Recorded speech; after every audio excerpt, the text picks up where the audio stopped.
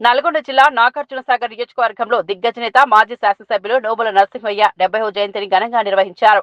ఈ సందర్భంగా ఆయన విగ్రహానికి పూలమాలలు వేసి నాయకులు, కార్యకర్తలు ఘన నివాళులు అర్పించారు. ప్రజా సమస్యలపై పోరాటమే లక్ష్యంగా రాజకీయ జీవితం కొనసాగించిన నోముల నరసింహయ్య సేవలను ఈ సందర్భంగా వక్తలు గుర్తు చేసుకున్నారు. ముఖ్యంగా సాగర్ నియోజకవర్గ అభివృద్ధిగా ఆయన చేసిన కృషి మరవలేనిదని చెప్పారు. పేదలు, రైతులు, కార్మికుల పక్షాన్ని నిలబడి అనేక ఉద్యమాలకు నాయకత్వం వహించిన నాయకుడిగా నోముల నరసింహమ్మను కొనియాడారు. ఆయన రాజకీయ జీవితంలో చూపిన నిబద్ధత, నిజాయితీ నేటి తరానికి స్ఫూర్తిగా నిలుస్తుందని తెలిపారు.